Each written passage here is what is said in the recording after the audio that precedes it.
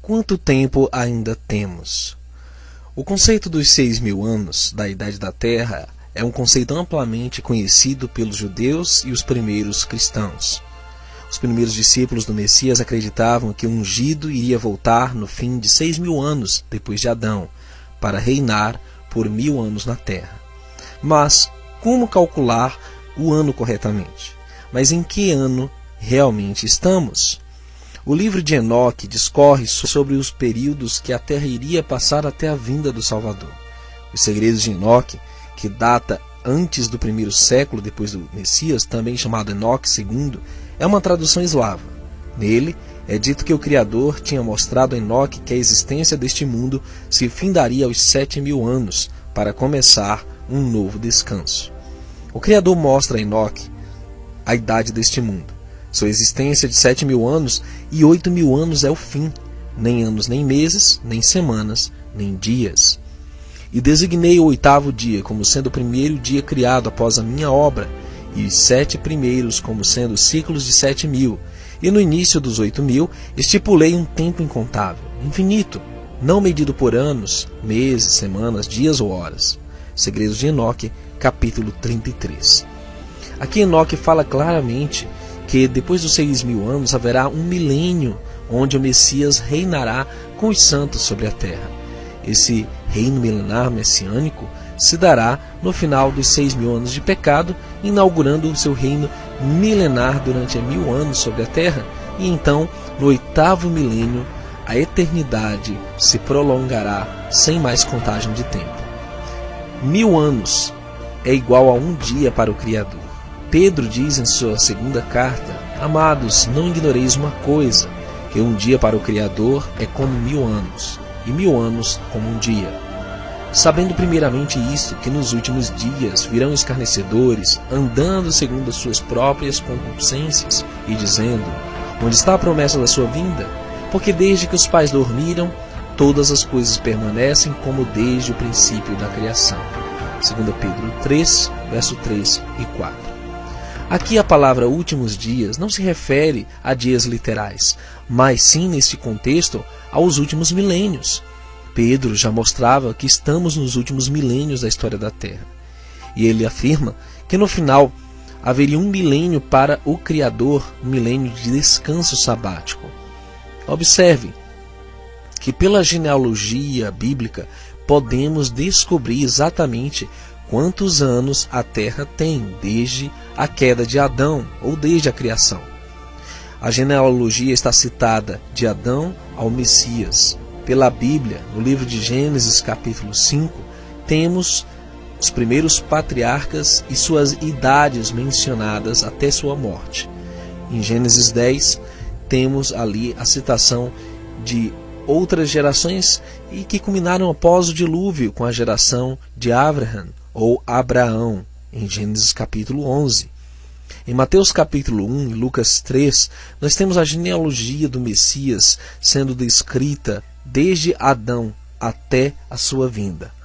Portanto, temos como nos situar na contagem profética exatamente no ano específico em que estes 6.000 anos findarão.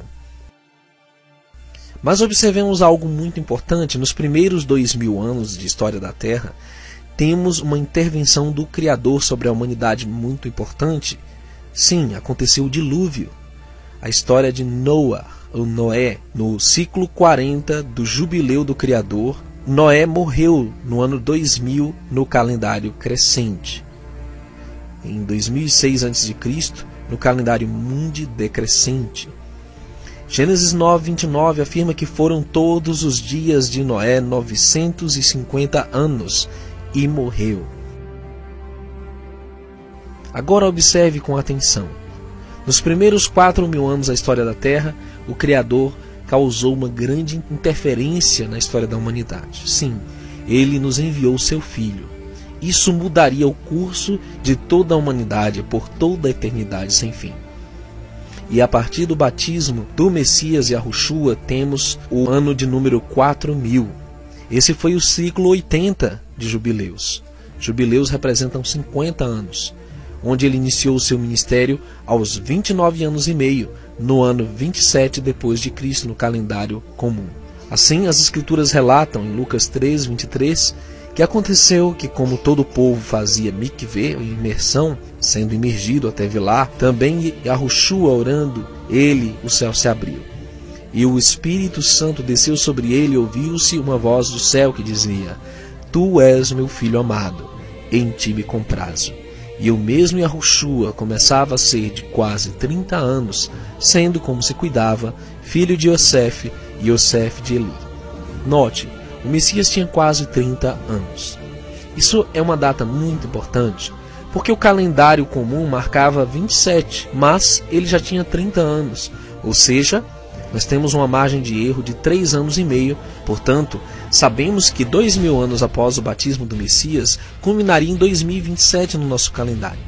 Mas como ele tem uma margem de erro de 3 anos e meio, sabemos que a data limite da história de pecado na humanidade está determinada até o ano de 2023. No fim dos 6.000 anos, ocorrerá a vinda do Messias. São 120 ciclos de 50 jubileus, exatamente 2000 anos após seu batismo. Isso se dará no ano 2023, no 7º mês. Assim, nós temos que calcular 3 anos e meio do reinado do Anticristo, como está vaticinado pelo profeta Daniel e o profeta Yohanan em Apocalipse, e na Revelação.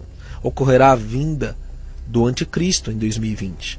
São exatamente 1997 anos depois do batismo do Messias. O Anticristo reinará 3 anos e meio antes de 2023 depois de Cristo. E foi-lhe dado uma boca para proferir grandes coisas e blasfêmias, e deu-se-lhe poder para agir por 42 meses. Apocalipse 3, verso 5. E então será revelado o iníquo, a quem o soberano desfará pelo assopro da sua boca, e a aniquilará pelo esplendor da sua vinda. A esse cuja vinda é segundo a eficácia de Satanás, com todo o poder e sinais e prodígios de mentira. 2 Tessalonicenses 2, 8, 9. Sim, amados, já estamos perto da manifestação do Anticristo.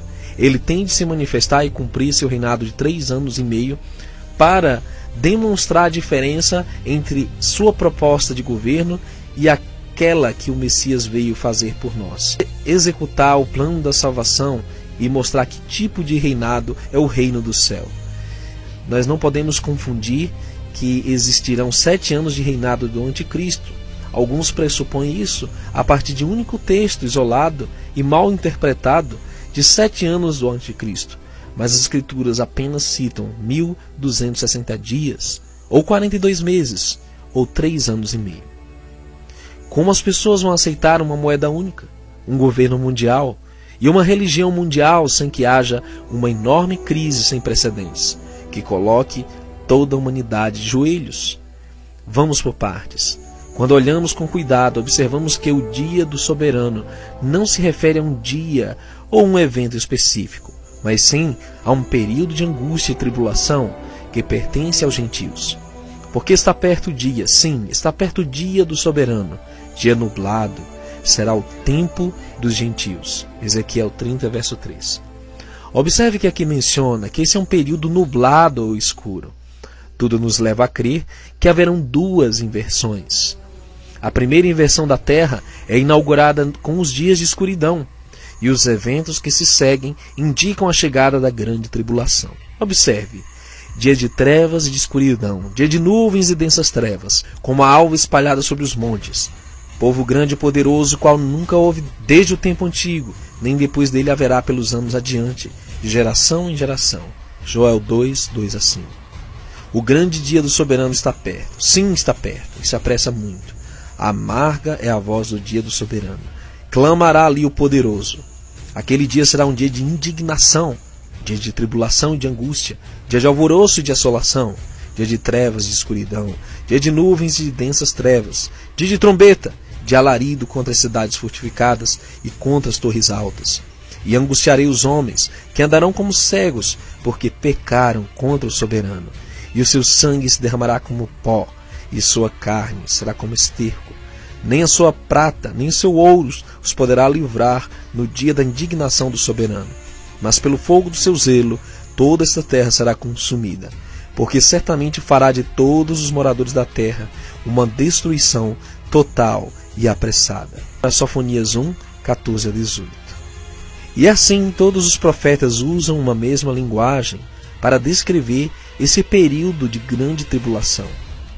Mas nosso conforto é saber que o Messias nos livrará após esse período de tribulação e enganos e nos livrará para reinar com ele sobre a terra no milênio que se seguirá. Naquele tempo se levantará Miguel, o grande príncipe, que se levanta a favor dos filhos do teu povo, e haverá um tempo de angústia qual nunca houve, desde que houve nação até aquele tempo. Mas naquele tempo livrar-se-á o teu povo, todo aquele que for achado escrito no livro. Daniel 12, verso 1. E a vós que sois atribulados, descanso conosco, quando se manifestar o soberano Yahushua desde o céu, com os anjos do seu poder, com labareda de fogo, tomando vingança dos que não conhecem ao Criador e dos que não obedecem ao evangelho de nosso soberano Yahushua HaMashiach, os quais, por castigo, padecerão eterna perdição, longe da face do soberano e da glória do seu poder, quando vier para ser glorificado nos seus santos, e para se fazer admirável naquele dia em todos os que creem, porque o nosso testemunho foi crido entre vós. 2 Tessalonicenses 1, 7 a 10. Você nota que somente após esse período de tribulação é que o Salvador virá para resgatar o seu povo? Ainda em Apocalipse 16, 10 a 16, observamos uma grande inversão final da terra na vinda do Messias, onde nesse momento caem as últimas pragas, com trevas, o Armagedon, terremotos e saraivada. Ainda em Apocalipse 16, 10 a 16, observamos uma grande inversão final na terra na vinda do Messias, onde nesse momento caem as últimas pragas. Portanto, o cataclisma final que inaugura o reinado do Messias, em contraste com aqueles que inauguraram o reinado da besta. Nos últimos 6.000 anos veremos a vinda do Messias, exatamente 2.000 anos após seu batismo em 2023. O toque do shofar, no ano de Yovel, anunciava a libertação de todos os escravos. Da mesma forma, um dia escutaremos o magnífico toque do shofar, que anunciará a vinda de Mashiach. Esse som será o início da verdadeira liberdade para o povo do Eterno.